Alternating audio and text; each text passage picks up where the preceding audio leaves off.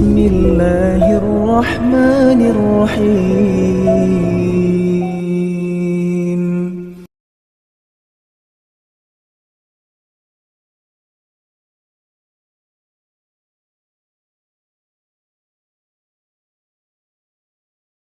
Bismillahirrahmanirrahim. Assalamualaikum warahmatullahi wabarakatuh. Innal hamdalillah nahmaduhu wa nasta'inuhu wa nastaghfiruh wa na'udzu billahi min shururi anfusina wa min sayyiati a'malina. May yahdihillahu fala mudilla lahu wa may yudlil fala hadiya lahu. Asyhadu an la ilaha illallah wahdahu la syarika lahu wa asyhadu anna Muhammadan abduhu wa rasuluh. Allahumma salli wa sallim wa barik ala nabiyyina Muhammadin wa ala alihi wa sahbihi wa man tabi'ahum bi ihsan ila yaumiddin. Ya ayyuhalladzina amanu ittaqullaha haqqa tuqatih wa la tamutunna illa wa antum muslimun. Syukur alhamdulillah atas segala nikmat yang diberikan Allah. Salawat serta salam senantiasa tercurahkan kepada Rasulullah Muhammad sallallahu alaihi wasallam. Bapak-bapak, ibu-ibu, hadirin, sebelum saya menyampaikan tentang materi sore hari ini, mari kita cermati gambar yang ada di depan kita atau slide yang ada di depan kita. Insya Allah ini pernah saya sampaikan dan coba kita ingat-ingat. Ini adalah syarat-syarat untuk menjadi apa? Yang pertama, menguasai bahasa Arab, Latin, Turki, dan Persia, menguasai Al-Quran, Injil, dan Taurat, menguasai ilmu syariat, menguasai ilmu alam, matematika, dan mampu mengajarkannya, pandai menunggang kuda, bermain pedang dan berperang, berpenampilan menarik, dan bersuara indah. Nah, saya pernah menyampaikan ini adalah syarat untuk menjadi imam masjid.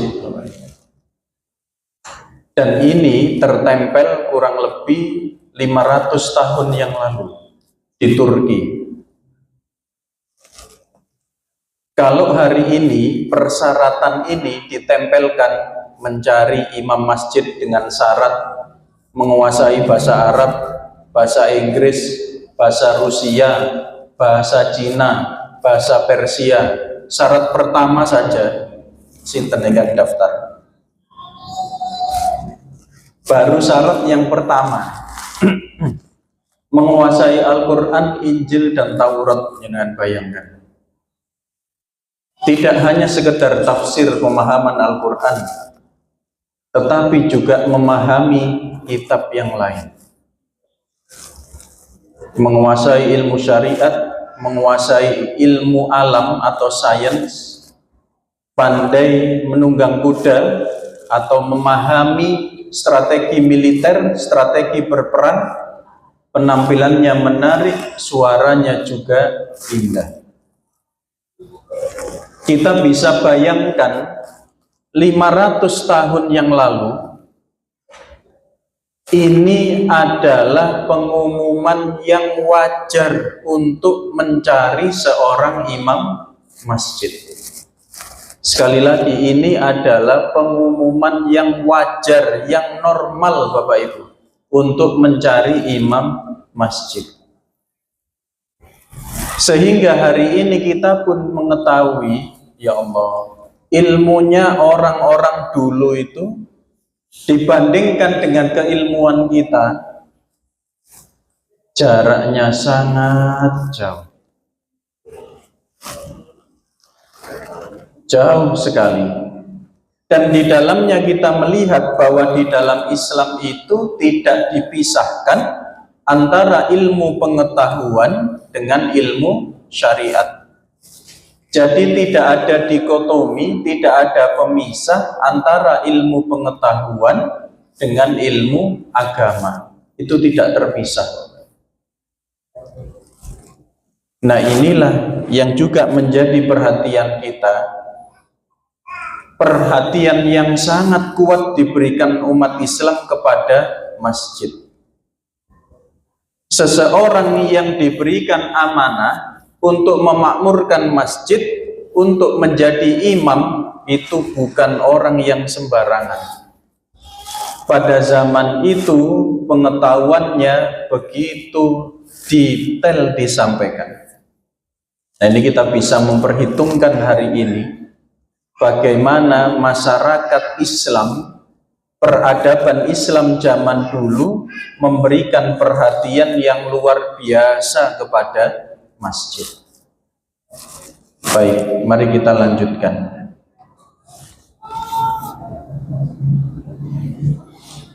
Dan hari ini yang saya sampaikan adalah terkait dengan lanjutan interaksi kita dengan masjid, mengembalikan masjid sebagai peran sentral untuk umat. Karena kita diingatkan, Bapak Ibu, saya akan membacakan apa yang ditulis oleh Syekh Yusuf Qaradawi dalam Al-Hallu Islami Faridatun wa Daruratun. Solusi Islam itu merupakan hal yang wajib atau merupakan solusi utama bagi umat, dan hal ini mendesak untuk diambil.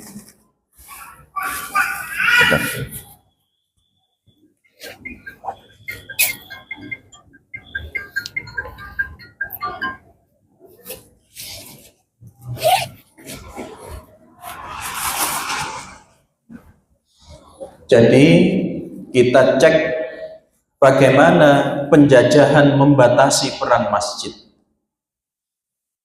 Beliau menyampaikan, Syekh Yusuf Al-Qaradawi, beliau menyampaikan keburukan yang ditimbulkan oleh penjajah bukan saja dalam hal menghalangi kemajuan umat dan mencegah rezeki mereka, namun lebih buruk dari itu adalah sikap membenci Islam, mengejek dan menganggap bahwa Islam tidak sesuai untuk mengendalikan hidup, tidak sesuai mengatur negara, dan Islam tidak sesuai membangun masyarakat. Mereka, para penjajah, hanya memberikan peluang untuk berhubungan antara hamba dengan Tuhannya. Maka Islam hanya dianggap untuk urusan masjid saja dan tidak menyinggung urusan dunia. Padahal Islam adalah pedoman hidup bermasyarakat atau sebagai hakim dan pengendali kehidupan. Penjajahan telah memberikan peluang terhadap sekularisme, yaitu pemisahan urusan agama dengan negara, untuk menyebar di kalangan masyarakat dan mengendalikan kehidupan mereka. Seolah-olah bahwa agama itu hanya ada di dalam masjid.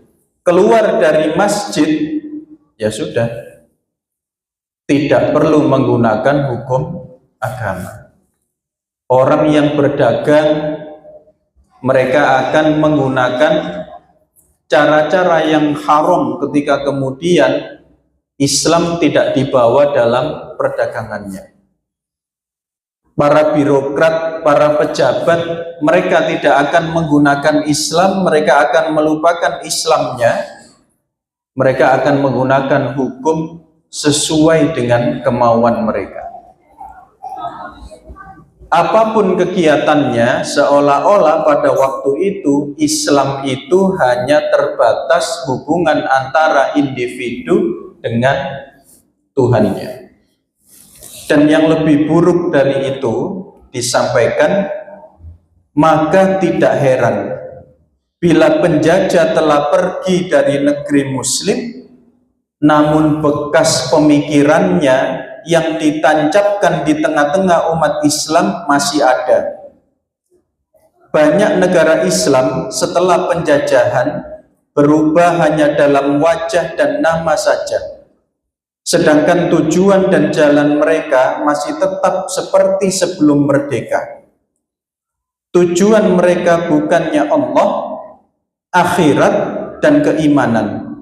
Dan jalan yang mereka tempuh bukan untuk pendidikan Islam, bukan untuk ilmu Islam. Tetapi apakah mayoritas kaum muslimin rela dengan kondisi seperti itu? Tidak. Demi Allah, mayoritas umat Islam menentangnya. Bapak Ibu, kita diingatkan di dalam fikih sunnah Syekh Sayyid Sabiq, di dalam muqaddimah, di dalam pembukaan kitabnya disampaikan, adapun umat Islam dibenturkan dengan hal-hal yang furu, hal-hal yang cabang. Hal-hal yang cabang bukan akidah itu benar-benar oleh penjajah dipersoalkan, dibesar-besarkan, agar apa? Agar umat Islam lelah dengan urusan perbedaannya. Dan ketika umat Islam lelah dengan urusan perbedaan ini, apa yang dilakukan oleh penjajah? Mereka mengambil sumber daya alamnya.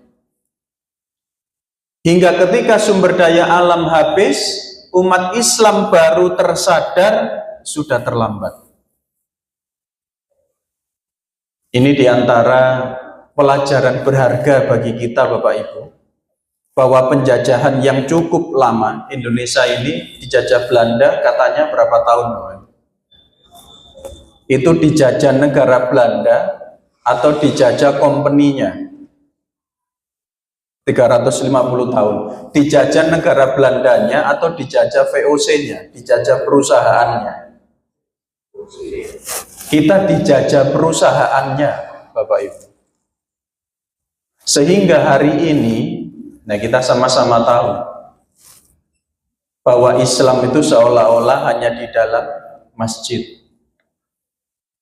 Bagaimana dengan urusan Freeport misalkan? Adakah pembahasan fikihnya harus bagaimana? Terkait dengan konsesi tambang misalkan. Adakah pembahasan fikihnya untuk disampaikan? Dan itu hal yang wajar, hal yang umum untuk disampaikan. Hal ini sekali lagi menjadi PR dan pertanyaan besar kita, bahwa seolah-olah itu Islam hanya ada di masjid. Tadi kalimat Syekh Yusuf Qaradawi sampai begini, penjajah itu bukan hanya menghalangi kemajuan umat, namun juga mencegah rezeki mereka, kata Syekh Yusuf Qaradawi. Dalam arti apa? Masyarakat ini seolah-olah mereka dalam urusan ekonomi, umat Islam itu dijatuhkan sengaja, dikunci rezekinya. Dengan apa? Dengan membatasi keilmuan kita. Nah ini sekali lagi peran penting masjid pada zaman itu. Paradigma sekuler membatasi Islam hanya pada hubungan privat antara hamba dengan Tuhannya. Masjid diisolasi dari urusan dunia. Sementara dalam realitas Islam, masjid itu menjadi sumber banyak bidang keilmuan. Hal ini diantaranya, Bapak Ibu. Nah, sebagaimana kita ketahui, jenengan nate ningali film koboi, biasanya bawa pistol. Kalau ada persoalan, cara menuntaskannya bagaimana? Adu cepet-cepetan menggunakan pistol untuk menembak lawannya, gitu. Dan biasanya kita tahu bahwa dalam sebuah kota yang dibangun, dalam peradaban-peradaban barat itu tidak lepas dari bar atau salon namanya. Salon. Di dalamnya jual minuman keras dan juga ada wanita tunasusila.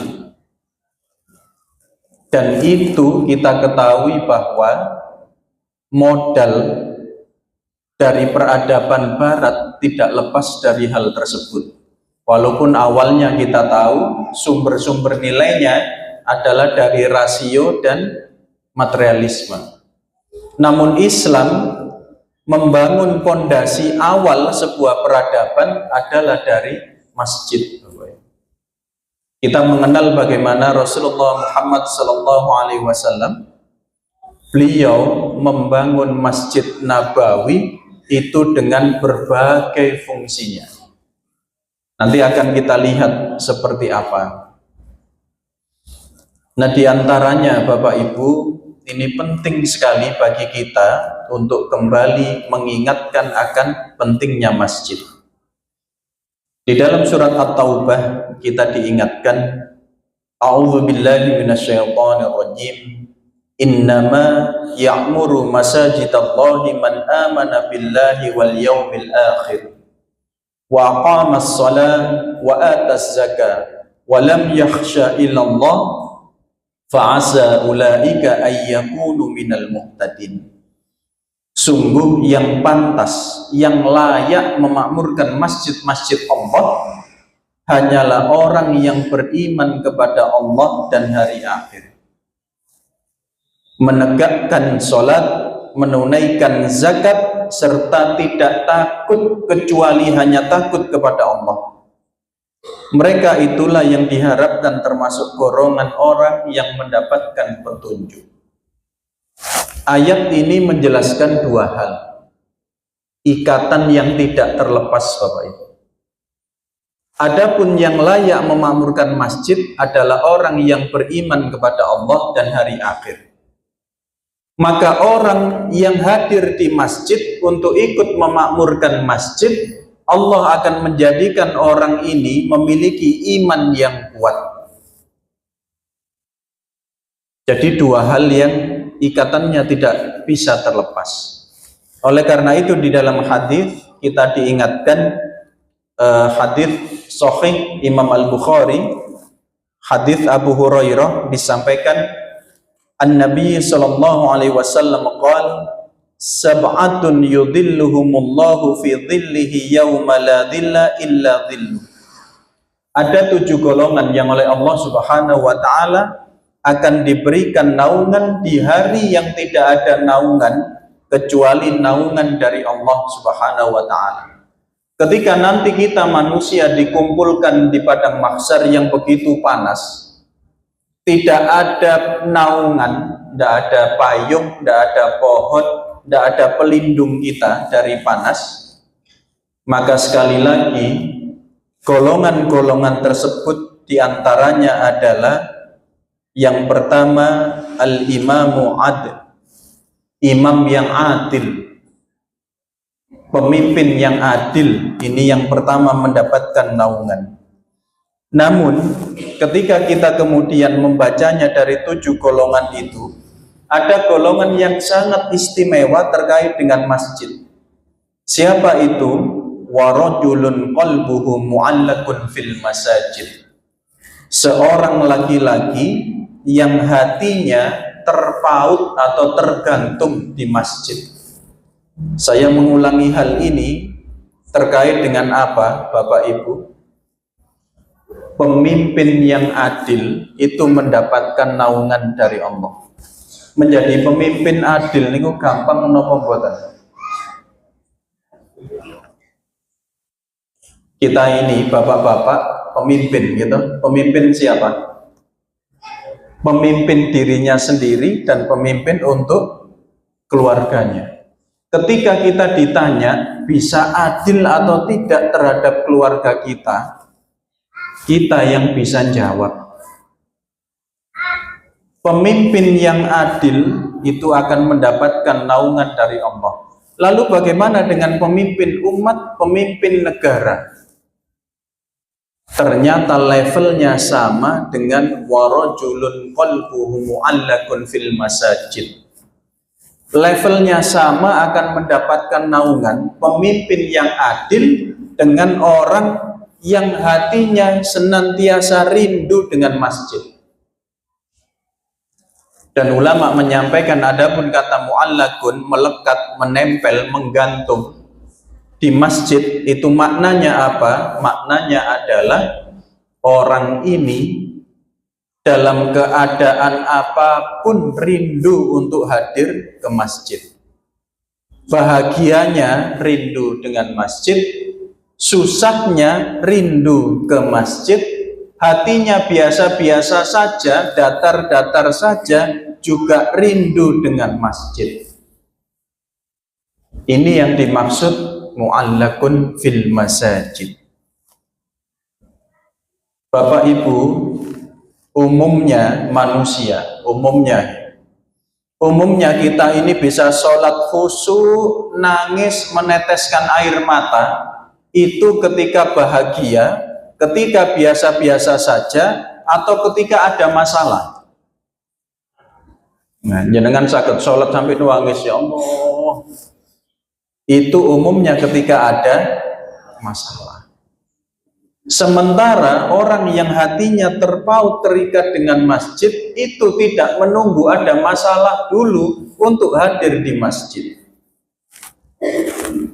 Namun muncul kerinduan ke masjid. Karena kita tahu bahwa memakmurkan masjid itu sebagaimana hadis yang kita baca sebelumnya, memakmurkan masjid itu ada dua. Yang pertama, memakmurkan fisik masjid, nyumbang pembangunan masjid, ikut membangun masjid, ikut memikirkan listriknya masjid, bayari listriknya masjid misalnya, atau terkait dengan kegiatan fisik masjid. Kita ingat bagaimana Sayyidina Utsman bin Affan ketika merevitalisasi atau merenovasi Masjid Nabawi. Dan beliau menyampaikan terkait dengan orang yang ikut membantu berhubungan dengan fisik masjid, man bana masjidan yabtaghi bihi wajhallahi banallahu lahu mithlahu fil jannah. Adapun orang yang membangun masjid atau ikut membantu fisik masjid, yabtaghi bihi wajhallahi, sebagaimana dia ingin mencari ridha Allah, banallahu lahu mithlahu fil jannah, Allah akan membangunkan yang semisal di jannah. Ini kaitannya dengan memakmurkan masjid, urusan fisiknya. Di sisi yang lain, memakmurkan masjid juga berkaitan dengan program-program kemasjidan. Diingatkan di dalam hadis riwayat Abu Dawud dari Abu Hurairah, an Abi Hurairah an Nabi sallallahu alaihi wasallam qala majtama'a qaumun fi baitin min buyutillah ta'ala. Terkait dengan orang-orang yang berkumpul berjamaah di masjid Allah Ta'ala, yatluna kitab Allah, apa yang mereka lakukan? Membaca kitab Allah. Wa yatadarasunahu bainahum, dan saling mengajarkan di antara mereka. Illa nazalat alaihimus sakinah, kecuali Allah akan menurunkan kepada mereka sakinah. Wa ghaziyatuhum rahmah, dan akan memberikan rahmat. Wa khaffathumul malaikatu wa dzakaruhumullahu fiman 'indah, Allah akan memberikan rahmat, bahkan namanya akan disebut-sebut di antara malaikat yang dekat dengan Allah Subhanahu wa ta'ala.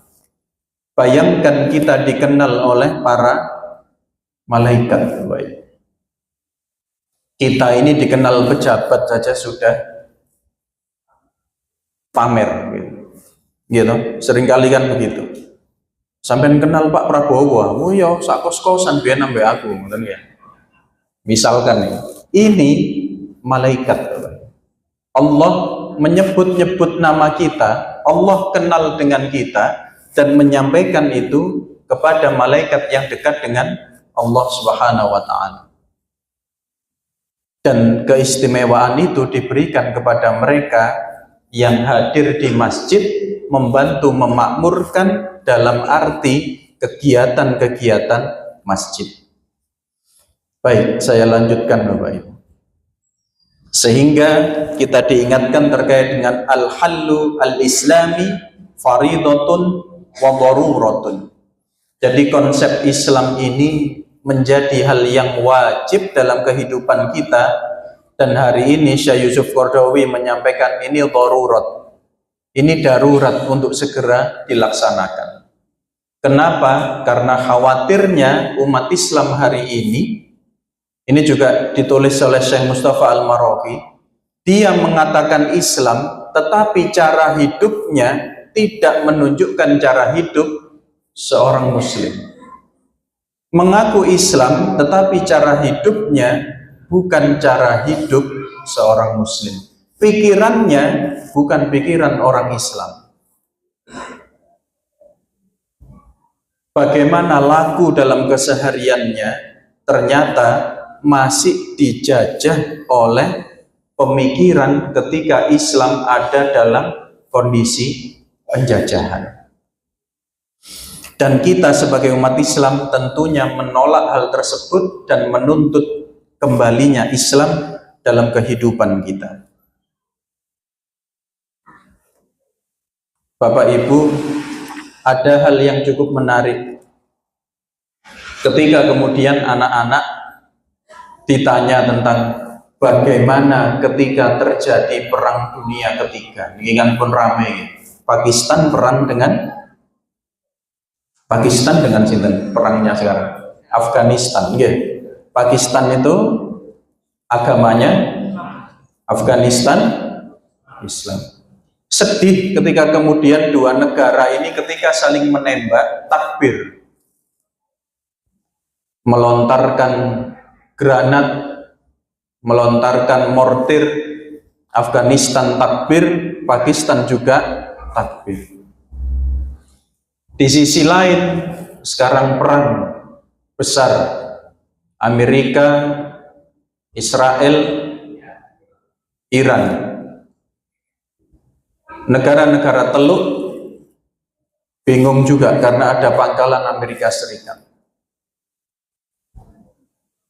Kita sepakat Bapak Ibu, semua negara Islam itu pro Palestina.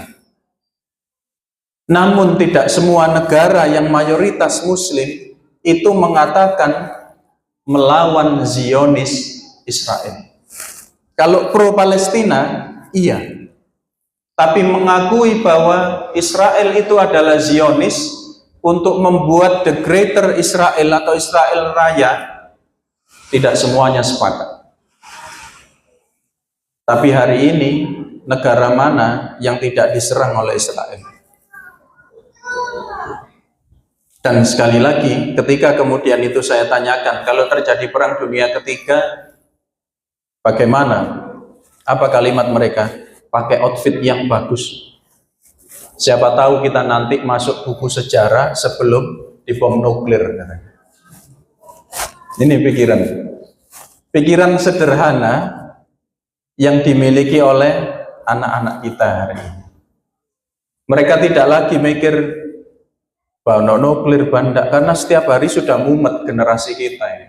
Setiap hari sudah dibingungkan dengan kondisi yang begitu berat yang sudah dialami oleh anak-anak kita.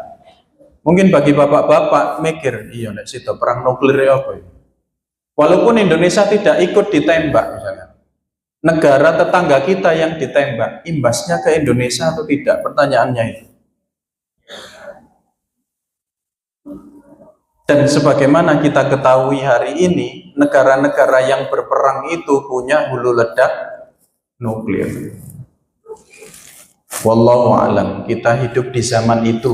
Kita tidak sedang membaca buku sejarah, tapi kita sedang hidup di dalamnya. Baik, mari kita lanjutkan. Ada salah satu hadis menerangkan tentang pentingnya masjid. Kisah tentang Sulaik al-Ghatafani.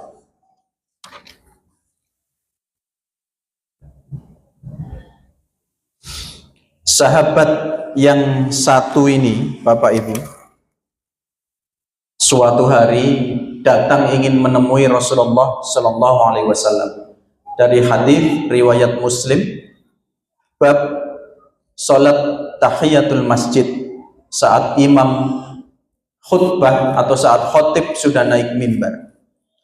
An Abi Sufyan an Jabir bin Abdullah qala jaa Sulaik al-Ghatafani yaumal jum'ati wa Rasulullah sallallahu alaihi wasallam yakhutubu fajalasa faqala lahu ya Sulaik kum farka'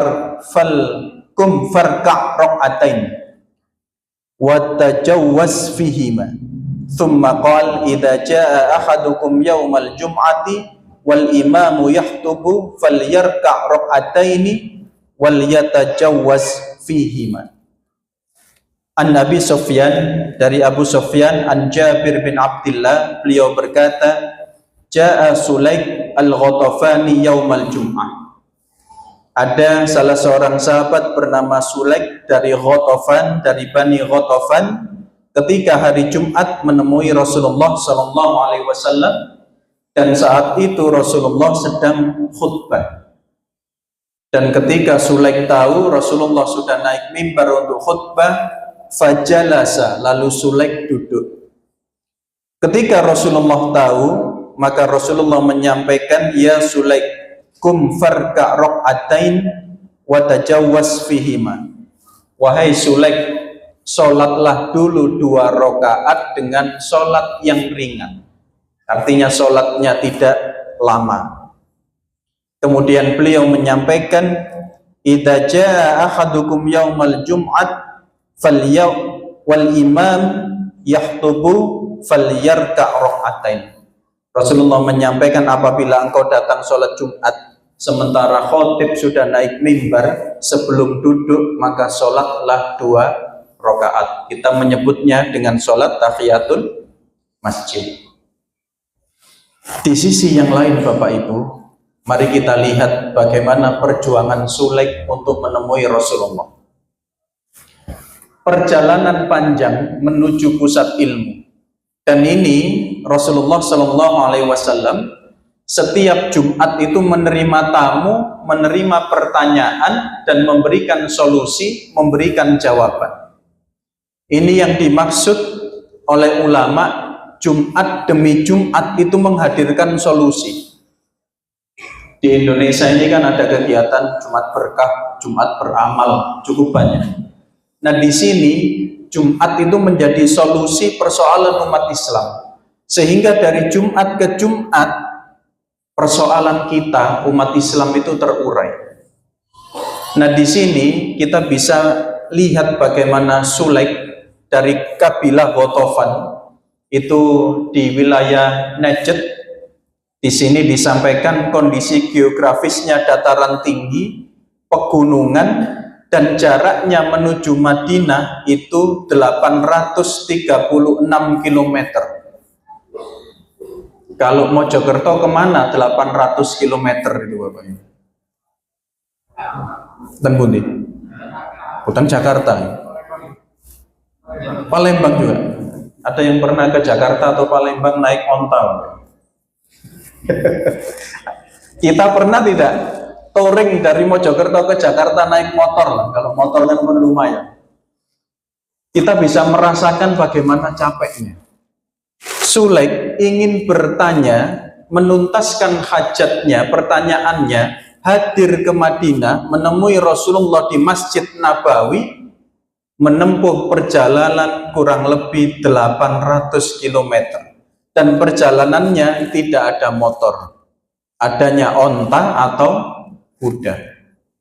Bahkan tadi coba saya baca dan coba saya hitung-hitung, perjalanan Sulaik ini jika menggunakan onta dengan kecepatan normal itu butuh waktu 1 minggu.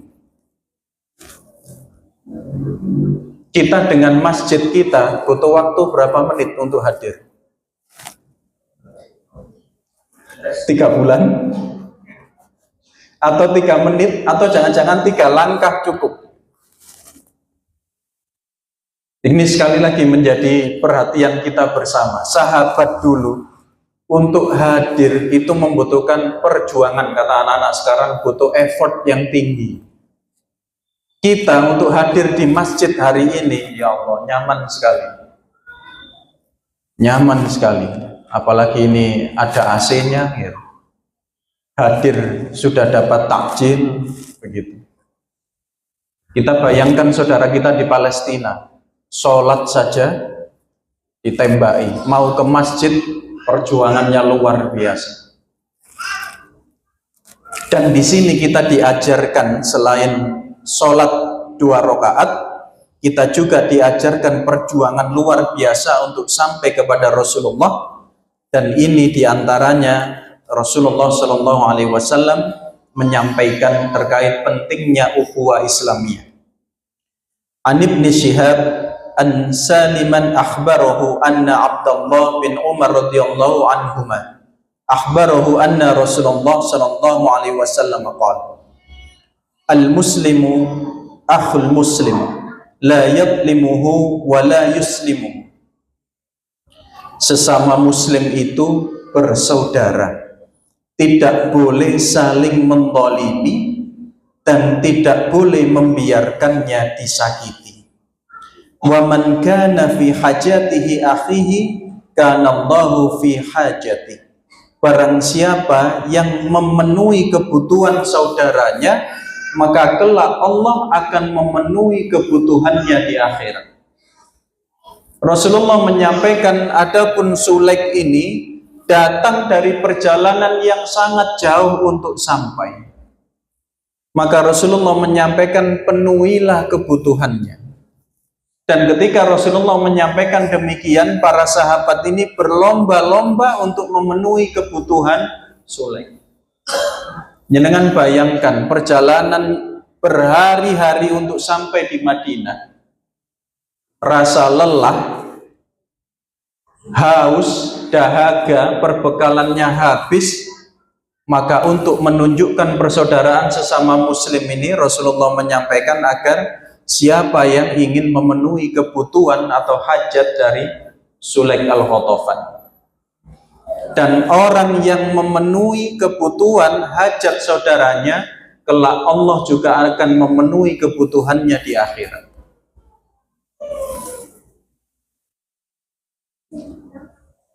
Wa man farraja an muslimin qurbatan farrajallahu anhu qurbatan min qurubati yaumal qiyamah. Orang yang melapangkan kesusahan saudaranya, kelak di hari kiamat Allah akan melapangkan kesusahannya. Wa man satara musliman satarahu Allahu yaumal qiyamah. Siapa yang menutup aib saudaranya, maka Allah akan menutup aibnya ketika kiamat nanti.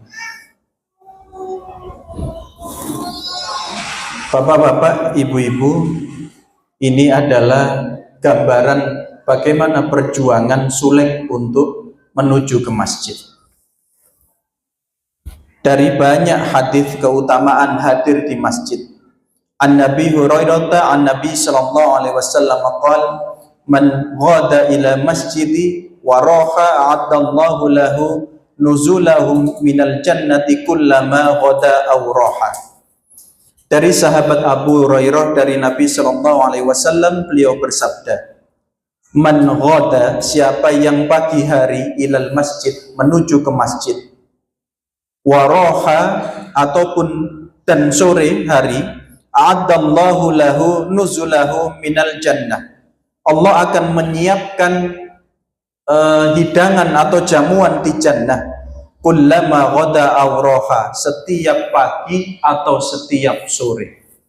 Orang yang hadir di masjid pagi maupun sore, ini artinya sholat nopo, Pak? Sore, sholat asar, ataupun di waktu gelap dan di waktu terang, Allah akan menyiapkan hidangan untuknya kelak di jannah. Kita kemarin ingat orang yang berjalan kaki ke masjid mendapatkan 3 hal. Keburukannya dihapus tiap langkah, kebaikannya ditambah tiap langkah, derajatnya ditinggikan setiap langkah. Berjalan kaki ke masjid.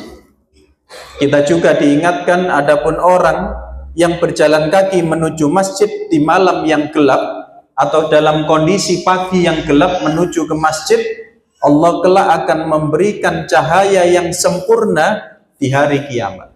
Banyak sekali hadis Bapak Ibu terkait dengan keutamaan menuju masjid, berada di dalam masjid. Karenanya kita diingatkan pentingnya untuk kita ikut memakmurkan masjid. Ada banyak hadis bagaimana para sahabat datang menanyakan tauhid, menanyakan sholat, menanyakan siam, menanyakan zakat ketika Rasulullah berada di masjid. Menanyakan banyak hal. Untuk apa? Agar bertambah pengetahuannya tentang Islam. Ada salah seorang yang bertanya, apakah Allah mengutusmu kepada seluruh manusia?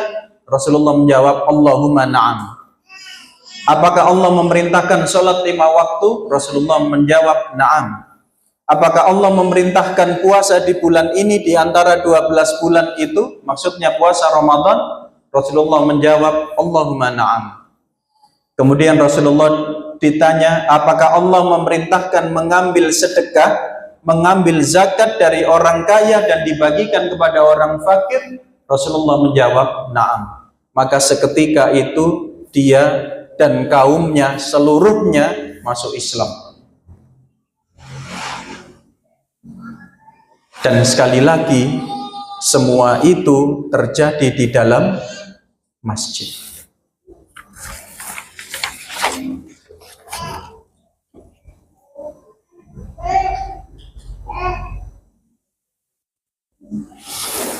Sebagai yang terakhir, ada 3 golongan manusia, Bapak Ibu. Dan ini oleh Rasulullah langsung dijelaskan ketika hal tersebut terjadi. An Abi Waqidin Laythi anna Rasulullah sallallahu alaihi wasallam bainama huwa jalisun fil masjid. Ketika saya bersama Rasulullah sallallahu alaihi wasallam sedang duduk di masjid. Wadnasu ma'ahu id akbala thalathatu nafarin. Kemudian ada 3 orang yang datang. Fa'akbalathnani ila Rasulillah sallallahu alaihi wasallam. Yang 2 orang menghadap kepada Rasulullah sallallahu alaihi wasallam. Wa dhahaba wahidun, yang satunya pergi. Jadi ada 3 orang datang. Sudah selesai. Saya percepat, ada 3 orang datang ke masjid, kemudian ada 3 model. Yang pertama hadir mencari celah tempat yang kosong. Yang kedua pemalu, duduk di belakang. Dan yang ketiga berpaling dan pergi. Adapun orang yang hadir berada di depan meminta perlindungan kepada Allah, maka Allah akan melindunginya.